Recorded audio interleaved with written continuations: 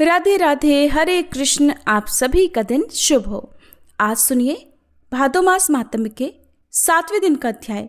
और आज के इस अध्याय में आप उससे पहले सुनेंगे भगवान के एक भक्त की बहुत सुंदर कथा, जैसा कि आप हर बार अध्याय से पहले सुनते हैं। पुणे के पास एक गांव है जिसका नाम पुरंदरपुर है। पुरंदरपुर गांव में एक बार एक ब्राह्मण रहते थे। उच्च वशिष्ठ कुल में ब्राह्मण जी का जन्म हुआ था।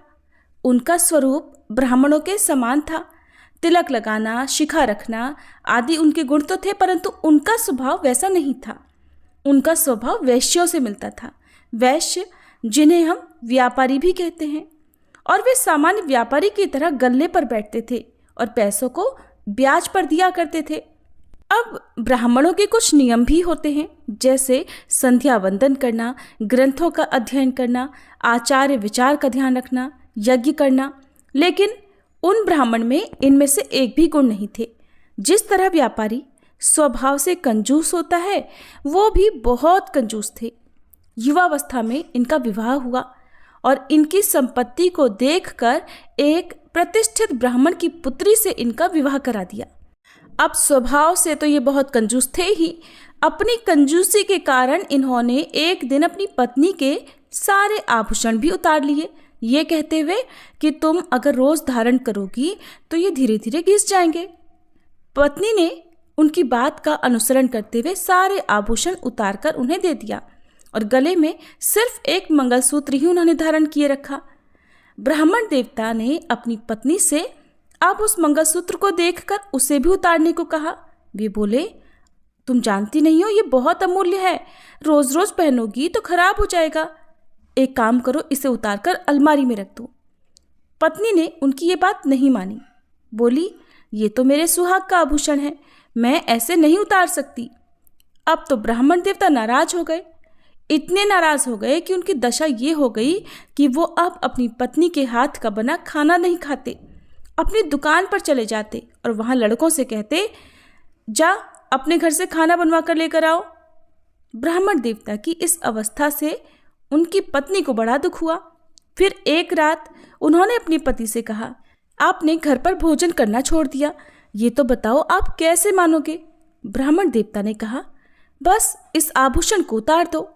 पत्नी ने अपने पति को मनाने के लिए सारे आभूषण उतार दिए, सिवाय उनकी नाक की सोने की कील के। ब्राह्मण देवता की पत्नी बड़ी सात्विक थी, नाम जप करती थी, ठाकुर जी की सेवा किया करती थी।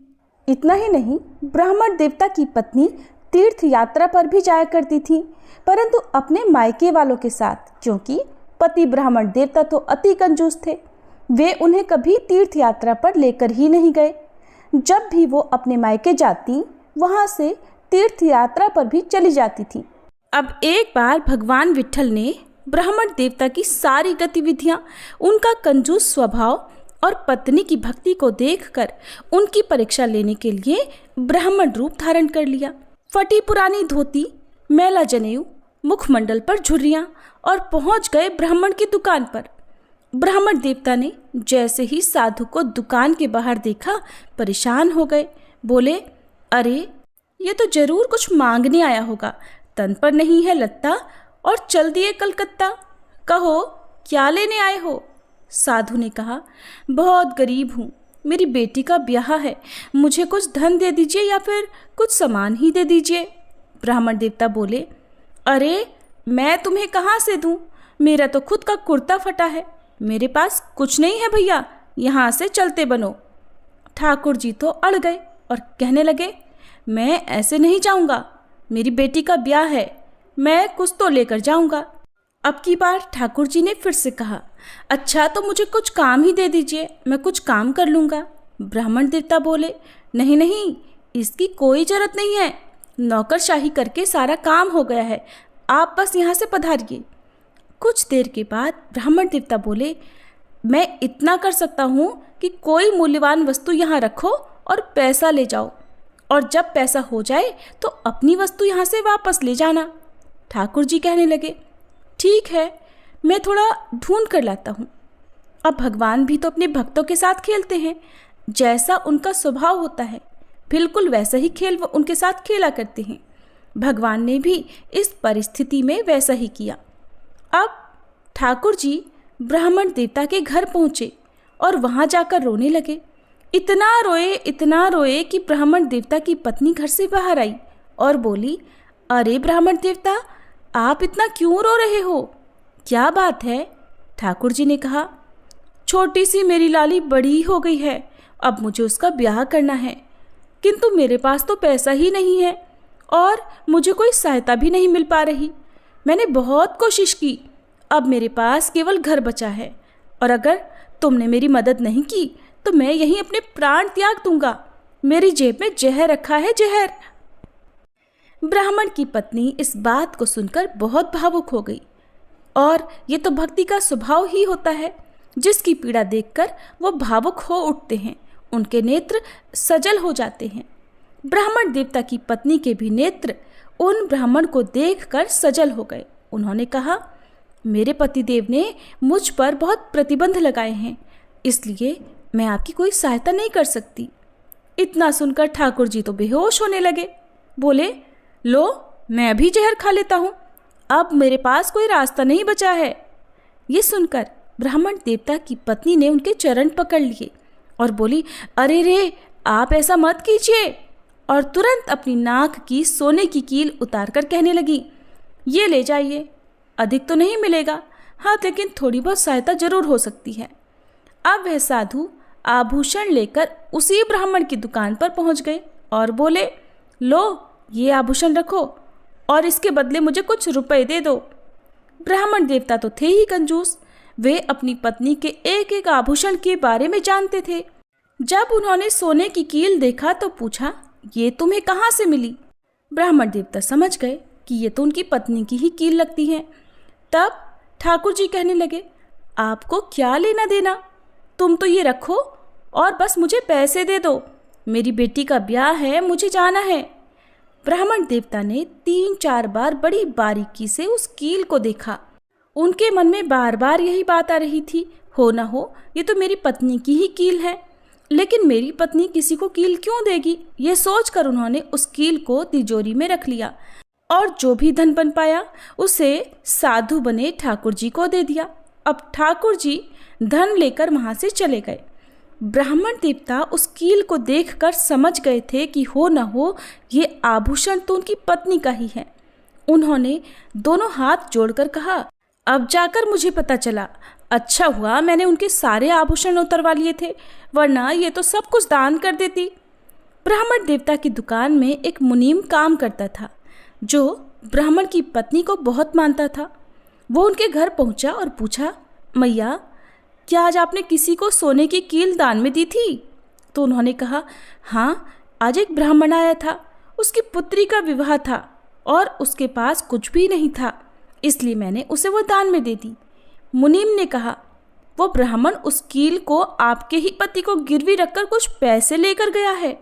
अब तो ये बात सुनते ही ब्राह्मण की पत्नी बहुत डर गई। कहने लगी, अब तो मेरे पतिदेव बहुत गुस्सा करेंगे घर आकर, अब मैं क्या करूं? अब तो ब्राह्मण की पत्नी ने मारे डर के मणिमा पांडुरंग भगवान को याद किया। हे भगवान, मेरी लाज रखो, मेरी रक्षा करो। हे ठाकुर जी, ये आपने कैसा खेल खेला है? पहली बार मैंने एक ब्राह्मण की पुत्री के विवाह के लिए दान किया और आज ही धर्म संकट आ गया, मेरी रक्षा कीजिए प्रभु। ब्राह्मण की पत्नी अपने पति से बहुत डरती थी। उन्होंने तुरंत विष का पात्र ले लिया और कहने लगी, मैं अपने पति का क्रोध सहन नहीं कर पाऊंगी। उनके घर में ठाकुर जी की तस्वीर थी। उसके सामने जाकर हाथ में विष का प्याला लेकर वे खड़ी हो गई और रोने लगी। इतने में ही एक चमत्कार हुआ। ऊपर से नाक का एक आभूषण विष के पात्र में गिर गया और जैसे ही खन्न की आवाज हुई, नेत्र खोलकर उन्होंने अपने हाथ को पात्र में डाला, वही नाक की कील उनके हाथ में आ गई। इतने में ही ब्राह्मण देवता ने घर में प्रवेश किया। वे तो बड़े क्रोध में थे। आते ही बोले, एक साधन ढूंढोगे, इसे क्यों दिखाऊं, इसकी पिटाई लगाऊं। पत्नी कमरे के भीतर जाकर अब पीछे से जल्दी से किवाड़ बंद करने लगी। तब तक ब्राह्मण देवता आकर मारे क्रोध के खटखटाने लगे। बोले, खोल दरवाजा, आज तो मैं तेरी पिटाई करूंगा। ब्राह्मणी बोली, नहीं खोलूंगी। तो ब्राह्मण देवता बोले, तो फिर तुमने मुझे बताए बिना दान कैसे किया? पत्नी ने पूछा, क्या दान कर दिया? ब्राह्मण देवता बोले, तुमने मेरी नाक की कील दान में दी थी ना। पत्नी ने झट हाथ आगे कर दिया और कहा, ये है नाक की कील। ब्राह्मण देवता ने पत्नी के हाथ से वो कील लेकर देखा तो बोले, ये कील तुम्हारे पास कैसे आई? ब्राह्मण की पत्नी बोली, ये कील तो मेरे ही पास थी, बहुत दिनों से साफ नहीं थी, इसीलिए मैंने नाक से उतार ली थी। ब्राह्मण देवता ने फिर कहा, ऐसा हो ही नहीं सकता, मैंने तो आज ही इस कील के बदले मनचाहा धन दिया था और वो कील तो मेरी तिजोरी में रखी है, दूसरी ये कील मेरे पास है। ब्राह्मण देवता उसी समय बात का पता लगाने अपनी दुकान में जा पहुंचे। तिजोरी खोली और जैसे ही तिजोरी खोली वो कील वहां पर नहीं थी। ब्राह्मण देवता समझ गए कि ये कोई स्वप्न नहीं है, ये तो कुछ और ही था। उनके नेत्र सजल हो गए। ब्राह्मण देवता ने अपनी पत्नी से अनुरोध किया, मुझे सच सच बताओ, ये क्या है? पत्नी बोली, सच बताऊं? बोले, हाँ बताओ। पत्नी ने कहा, मैंने ही ब्राह्मण देवता को अपनी सोने की कील उनकी पुत्री के विवाह के लिए दान में दे दी थी। इतने में ब्राह्मण देवता बोले, अच्छा, वो ब्राह्मण जो मैले कपड़े पहने था, धोती फटी हुई थी? पत्नी बोली, हाँ हाँ वही ब्राह्मण। ब्राह्मण देवता बोले, सोने की कील तो मेरी तिजोरी में रखी थी, तब ये बताओ कि मेरे पास कैसे आई? ब्राह्मण की पत्नी सच बताने लगी, जब मैंने देखा आप क्रोध के मारे घर आ रहे हैं तो मैंने सोचा कि आप आएंगे, मुझे डांटेंगे, मारेंगे। सोचा मैं ही अपने प्राण त्याग दूं। तो मैं पांडुरंग जी के सामने रुदन करते हुए विष का प्याला हाथ में लेकर पहुंची। मेरा इधर विष ग्रहण करना हो रहा था और उसी समय आपका आना हो रहा था। उसी समय आकाश से नाग की ये कील मेरे विष के प्याले में गिर गई। ब्राह्मण देवता को जानकर बड़ा दुख हुआ और वे विलाप करने लगे। बोले, मैं कितना अधम हूँ, नीच हूँ। मैंने जीवन में कभी दान पुण्य दर्शन नहीं किया, फिर भी भगवान कितने कृपालु हैं जिन्होंने मुझे स्वयं दर्शन दिए। अब ब्राह्मण देवता ने विचार किया कि अब ये जीवन किसके लिए जिए। उन्होंने उसी क्षण अपनी दुकान बंद कर दी, घर बेच दिया और अपनी पत्नी के साथ पंढरपुर आ गए। पंढरपुर में आकर भगवान विठल के सामने बहुत रोए, गिड़गिड़ाए और कहने लगे, नाथ, आपने तो मुझ जैसे पापी को भी दर्शन दिए। मैंने आपको दुत्कार दिया, बहुत गलत व्यवहार किया, मुझे क्षमा करे नाथ। और तब वे अपनी पत्नी सहित वहीं पर सेवा पूजा करने लगे। दर्शन योग की बात तो यह है कि मनुष्य अच्छे से अच्छे व्यक्ति में भी कमियां ढूंढ लेता है और भगवान अधम से अधम, नीच से नीच व्यक्ति में भी एक गुण देख लेते हैं और उस व्यक्ति का उद्धार कर लेते हैं। सभी प्रेम से बोलिए, पांडुरंग विठल भगवान की जय। अब सुनिए आज का अध्याय। मुनि के इस प्रकार पूछने पर परम कांतिमान देवादिदेव श्री हरि ने उन्हें सांत्वना देते हुए कहा कि हे ब्राह्मण देवता भी मुझे ठीक ठीक नहीं जानते, किंतु तुम पर प्रेम होने के कारण मैं अपना रहस्य बतलाऊंगा कि कैसे इस जगत की मैं सृष्टि करता हूँ। ब्रह्मऋषि, तुम पितृभक्त हो और मेरी शरण में आए हो, इसलिए तुम्हें मेरे स्वरूप का प्रत्यक्ष दर्शन हुआ है। तुम्हारा ब्रह्मचर्य महान है। पूर्व काल में मैंने जल को नारा नाम दिया था। उस नारा में मेरा सदा अयन अर्थात निवास रहता है, इसलिए मैं नारायण कहलाता हूँ। हे द्विजोत्तम, मैं नारायण ही सबकी उत्पत्ति का कारण, सनातन, अविनाशी, संपूर्ण भूतों का सृष्टा और संघर्ता हूँ। मैं ही विष्णु, मैं ही ब्रह्मा और मैं ही देवराज इंद्र हूँ। यक्षराज कुबेर और प्रेतराज यम भी मैं ही हूँ। मैं ही शिव, चंद्रमा, प्रजापति, कश्यप, धाता, विधाता और यज्ञ हूँ। अग्नि मेरा मुख, पृथ्वी चरण, चंद्रमा और सूर्य नेत्र, द्युलोक मस्तक, आकाश और दिशाएं कान तथा जल स्वेद हैं। दिशाओं सहित आकाश मेरा शरीर और वायु मेरे मन में स्थित है। मैंने पर्याप्त दक्षिणा वाले अनेकों यज्ञों का अनुष्ठान किया है। पृथ्वी पर वेद के विद्वान देवयज्ञ में स्थित मुझ विष्णु का ही यजन करते हैं। स्वर्ग की इच्छा रखने वाले मुख्य मुख्य क्षत्रिय और वैश्य भी यज्ञ के द्वारा मेरी ही आराधना करते हैं। मैं ही शेषनाग होकर चारों ओर के समुद्रों और मेरु पर्वत सहित समस्त पृथ्वी को अकेला ही धारण करता हूँ।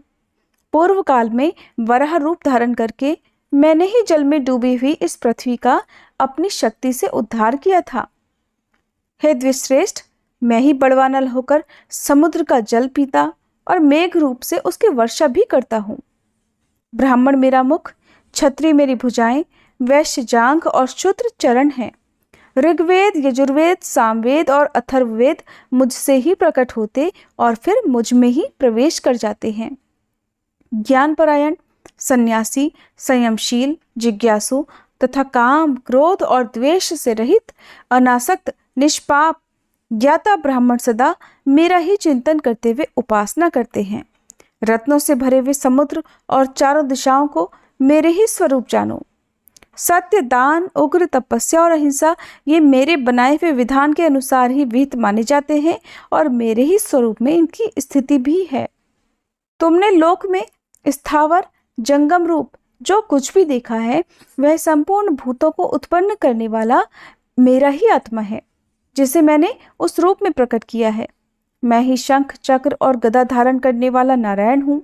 जब तक 1000 महायुगों का समय नहीं बीत जाता तब तक संपूर्ण विश्व को मोहित करके यहाँ जल में शयन करता हूँ। मुनिश्रेष्ठ, जब तक ब्रह्मा जी सोकर नहीं उठ जाते तब तक मैं हर समय यहाँ शिशु रूप में ही रहता हूँ। हे विपेंद्र, मुझ ब्रह्म रूपी परमात्मा ने अनेक बार संतुष्ट होकर तुम्हें वरदान दिया है। समस्त चराचर जगत का नाश होकर सब कुछ एकांडव में मगन हो जाने पर तुम मेरी ही आज्ञा से यहाँ आ निकले हो। फिर जब मेरे शरीर के भीतर प्रविष्ट हुए तब मैंने तुम्हें संपूर्ण जगत का दर्शन कराया है। वहाँ संपूर्ण लोकों को देखकर तुम आश्चर्य में पड़ गए और मुझे समझ ही नहीं पाए। तब तुरंत ही मैंने तुम्हें अपने मुख से बाहर निकाल दिया और जो देवताओं और असुरों के लिए भी दुर्जय है उस अपने आत्म तत्व का तुमसे वर्णन किया है। ब्रह्मऋषि, जब तक महातपस्वी ब्रह्मा जी जागते नहीं तब तक तुम यही निर्भय होकर सुखपूर्वक विचरो। उनके जागने के बाद मैं अकेला ही समस्त भूतों और उनके शरीरों की सृष्टि करूंगा। ऐसा कहकर भगवान ने मुनिवर मार्कंडेय जी से पूछा कि मुने, तुमने जिस अभिप्राय से मेरी स्तुति की है अब उसे कहो, मैं शीघ्र ही उत्तम वरदान दूंगा। भगवान का ये कल्याणमय वचन सुनकर मार्कंडेय मुनि सहसा उनके चरणों में गिर पड़े और इस प्रकार बोले, देवेश, मैंने आपके उत्कृष्ट स्वरूप का दर्शन किया, इससे मेरा सारा मोह दूर हो गया।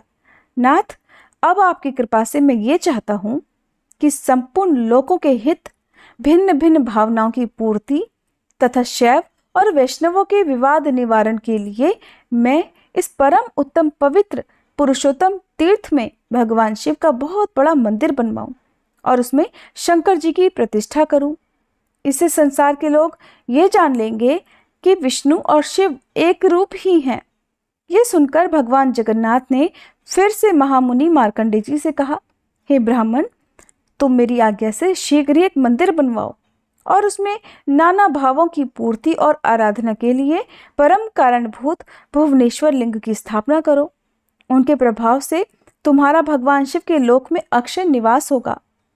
शिव की स्थापना करने पर मेरी ही स्थापना होती है और हम दोनों में तनिक भी अंतर नहीं है। हम एक ही तत्व दो रूप में व्यक्त हुए हैं। जो रुद्र हैं वही विष्णु हैं, जो विष्णु हैं वही महादेव हैं। वायु और आकाश की तरह हम दोनों में कोई अंतर नहीं।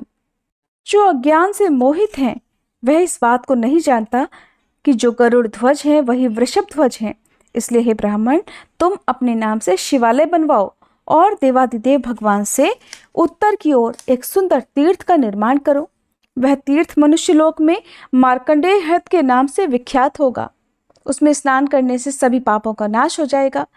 मार्कंडेय मुनि से ऐसा कहकर भगवान जनार्दन वहीं अंतर्ध्यान हो गए। ब्रह्मा जी कहते हैं, हे ब्राह्मणों, अब मैं पंचतीर्थ की विधि बतलाऊंगा। पंचतीर्थ की विधि के साथ ही स्नान, दान और देव दर्शन से जो फल मिलता है उसका भी वर्णन करूंगा। मार्कंडेय हद में जाकर जो मनुष्य उत्तर दिशा की ओर मुंह करके 3 बार डुबकी लगाए और इस प्रकार कहे कि भग के नेत्रों का नाश करने वाले त्रिपुर शत्रु भगवान शिव, मैं संसार सागर में निमग्न, पापग्रस्त और अचेतन हूँ, आप मेरी रक्षा कीजिए। आपको नमस्कार है। समस्त पापों को दूर करने वाले शांत स्वरूप शिव को नमस्कार है। देवेश्वर, मैं यह स्नान करता हूँ, मेरा सारा पाप नष्ट हो जाए। ऐसा कहकर बुद्धिमान पुरुष नाभि के बराबर जल में स्नान करने के बाद देवताओं और ऋषियों का विधिपूर्वक तर्पण करे। फिर तिल और जल लेकर पितरों की भी तृप्ति करे। उसके बाद आचमन करके शिव मंदिर में जाए। मंदिर के अंदर प्रवेश करके 3 बार देवता की परिक्रमा करे। फिर मार्कंडेश्वराय नमः इस मूल मंत्र से या फिर अघोर मंत्र से, यानी कि ओम अघोरेभ्यो अथ घोरेभ्यो घोर घोर तरेभ्यः सर्वेभ्यः सर्वशर्वेभ्यो नमस्ते अस्तु रुद्र रूपेभ्यः, इस मंत्र से शंकर जी की पूजा करके उन्हें प्रणाम करें और फिर इस प्रकार कहें। त्रिलोचन नमस्ते अस्तु, नमस्ते शशिभूषण, त्राहि मां त्वमं विरूपाक्ष महादेव नमोस्तुते। अर्थात 3 नेत्रों वाले शंकर आपको नमस्कार है। चंद्रमा को भूषण रूप में धारण करने वाले आपको नमस्कार है। विकट नेत्रों वाले शिव जी, आप मेरी रक्षा कीजिए, हे महादेव, आपको नमस्कार है। इस प्रकार मार्कंडेय सरोवर में स्नान करके भगवान शंकर का दर्शन करने से मनुष्य सभी पापों से मुक्त होकर भगवान शिव के लोक में जाता है। वहां से कल्पांतर स्थायी वट वृक्ष के पास जाकर उसकी 3 परिक्रमा करें। फिर इस प्रकार कहें कि अव्यक्त स्वरूप महाप्रलयकारी और महान रस युक्त आप वट वृक्ष को नमस्कार है। हे वट, आप प्रत्येक कल्प में अमर हैं। आप पर भगवान श्री हरि का निवास है। हे न्याग्रोध, मेरे पाप हर लीजिए। कल्प वृक्ष, आपको नमस्कार है। इसके बाद भक्ति पूर्वक परिक्रमा करके उस कल्पांत स्थायी वट को नमस्कार करें। ऐसा करने वाला मनुष्य केंचुली से छूटे हुए सांप की तरह अचानक पापों से मुक्त हो जाता है। उस वृक्ष की छाया में पहुंच जाने पर मनुष्य ब्रह्म हत्या पाप से भी मुक्त हो जाता है। फिर अन्य पापों की तो भला बात ही क्या है। भगवान श्री कृष्ण के अंग से प्रकट हुए ब्रह्म तेजोमय वट वृक्ष रूपी श्री विष्णु को प्रणाम करके मनुष्य राजसूय और अश्वमेध यज्ञ से भी अधिक फल पा लेता है और अपने कुल का उद्धार करके विष्णु लोक में जाता है। भगवान श्री कृष्ण के सामने खड़े हुए गरुड़ को जो नमस्कार करता है, वह सब पापों से मुक्त होकर श्री विष्णु जी के वैकुंठ धाम में जाता है। वट वृक्ष और गरुड़ का दर्शन करने के बाद जो पुरुषोत्तम भगवान श्री कृष्ण, बलभद्र और सुभद्रा जी का दर्शन करता है, वह परम गति को प्राप्त होता है।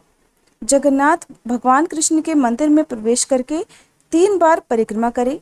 फिर इस प्रकार कहें कि हे हल धारण करने वाले राम, आपको नमस्कार है। मूसल को आयुध रूप में रखने वाले, आपको नमस्कार है। रेवती रमण, आपको नमस्कार है। हे भक्त वत्सल, आपको नमस्कार है। बलवानों में श्रेष्ठ, आपको नमस्कार है। पृथ्वी को मस्तक पर धारण करने वाले शेष जी, आपको नमस्कार है। प्रलंब शत्रु, आपको नमस्कार है। हे श्री कृष्ण के अग्रज, मेरी रक्षा कीजिए। इस प्रकार कैलाश शिखर के समान आकार और चंद्रमा से भी कमनीय मुख वाले नील वस्त्रधारी देव पूजित अनंत अजय एक कुंडल से विभूषित फनों के द्वारा विकट मस्तक वाले महाबली हलधर को प्रसन्न करे। बलराम जी की पूजा के बाद विद्वान पुरुष एकाग्रचित होकर द्वादशाक्षर मंत्र अर्थात ओम नमो भगवते वासुदेवाय से भगवान श्री कृष्ण की पूजा करे। जो इस मंत्र द्वारा भक्ति पूर्वक सदा भगवान की पूजा करते हैं, वे मोक्ष को प्राप्त होते हैं। देवता, योगी तथा सोमपान करने वाले याज्ञिक भी जिस गति को नहीं पाते, उसी को इस मंत्र का जप करने वाले पुरुष बड़ी आसानी से प्राप्त कर लेते हैं। इसलिए उसी मंत्र से भक्ति पूर्वक गंध, पुष्प आदि सामग्रियों द्वारा जगत गुरु श्री कृष्ण जी की पूजा करके उन्हें प्रणाम करें। फिर इस प्रकार प्रार्थना करें, हे जगन्नाथ श्री कृष्ण, आपकी जय हो। सब पापों का नाश करने वाले प्रभु, आपकी जय हो। चाणूर और केशी के नाशक, आपकी जय हो। कंस नाशन, आपकी जय हो। कमललोचन, आपकी जय हो। हे चक्र गदाधर, आपकी जय हो। नील मेघ के समान श्याम वर्ण, आपकी जय हो। सबको सुख देने वाले परमेश्वर, आपकी जय हो। जगत पूज्य देव, आपकी जय हो। संसार संहारक, आपकी जय हो। हे लोकपते नाथ, आपकी जय हो। मनोवांछित फल देने वाले देवता, आपकी जय हो। ये भयंकर संसार सागर सर्वथा निस्सार है, इसमें दुखमय फेन भरा हुआ है। क्रोध रूपी ग्रह से ये भरा हुआ है, इसमें विषय रूपी जल राशि भरी हुई है। तरह तरह के रोग ही इसमें उठती हुई लहरें हैं। मोह रूपी भंवरों के कारण ये अत्यंत कठिन जान पड़ता है। हे सुरश्रेष्ठ, मैं इस घोर संसार रूपी सागर में डूबा हुआ हूँ। हे पुरुषोत्तम, मेरी रक्षा कीजिए। इस प्रकार प्रार्थना करके जो देवेश्वर, वरदायक, भक्तवत्सल, सर्वपापहारी, समस्त अभिलषित फलों के दाता, मोटे कंधे और 2 भुजाओं वाले, श्याम वर्ण, कमल पत्र के समान विशाल नेत्रों वाले, चौड़ी छाती, विशाल भुजा, पीत वस्त्र और सुंदर मुख वाले, शंख, चक्र, गदाधर, मुकुटांग विभूषित, समस्त शुभ लक्षणों से संपन्न और वनमाला विभूषित भगवान श्री कृष्ण का दर्शन और उन्हें प्रणाम करता है, वह हजारों अश्वमेध यज्ञों का और सब तीर्थों में स्नान और दान करने का फल प्राप्त कर लेता है। संपूर्ण वेद, समस्त यज्ञ, सारे दान, व्रत, नियम, उग्र तपस्या और ब्रह्मचर्य के समान पालन से जो फल मिलता है, वही भगवान श्री कृष्ण के दर्शन और वंदना से प्राप्त होता है। शास्त्रोक्त आचार का पालन करने वाले गृहस्थ को, वनवास के नियमों का पालन करने से वानप्रस्थ को और शास्त्रोक्त रीति से संन्यास धर्म का पालन करने पर सन्यासी को जो फल मिलता है, वही भगवान श्री कृष्ण का दर्शन और उन्हें प्रणाम करने वाला मनुष्य बड़ी आसानी से प्राप्त कर लेता है। भगवान के दर्शन के महात्म्य के संबंध में और अधिक कहने की क्या आवश्यकता है। भगवान श्री कृष्ण का भक्ति पूर्वक दर्शन करके मनुष्य दुर्लभ मोक्ष तक प्राप्त कर लेता है। इसके बाद भक्तों पर स्नेह रखने वाली सुभद्रा जी का भी नाम मंत्र से पूजन करके उन्हें प्रणाम करे और हाथ जोड़कर इस प्रकार प्रार्थना करे कि नमस्ते सर्वगे देवी, नमस्ते शुभ सौख्य दे, त्राही मांग पद्म पत्राक्षी कात्यायनी नमोस्तुते। अर्थात हे देवी, आप सर्वत्र व्याप्त रहने वाली और शुभ सौख्य प्रदान करने वाली हो, आपको बारंबार नमस्कार है। पद्म पत्र के समान विशाल नेत्रों वाली कात्यायनी, मेरी रक्षा करो, आपको नमस्कार है। इस प्रकार संपूर्ण जगत को धारण करने वाली लोकहितकारिणी, वरदायिनी और कल्याणमयी बलभद्र भगिनी सुभद्रा जी को प्रसन्न करके मनुष्य इच्छानुसार गति से चलने वाले विमान के द्वारा श्री विष्णु के वैकुंठ धाम में जाता है।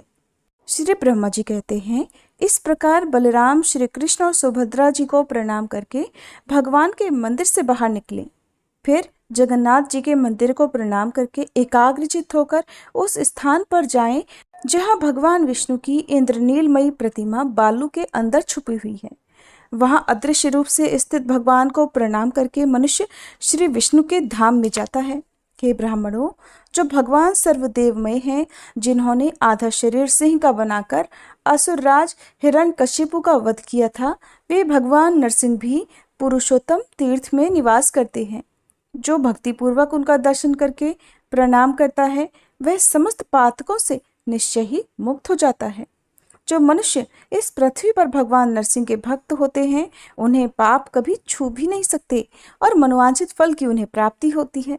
इसलिए सभी प्रकार से प्रयत्न करके भगवान नरसिंह की शरण ले, क्योंकि वे धर्म, अर्थ, काम और मोक्ष रूपी फल प्रदान करते हैं।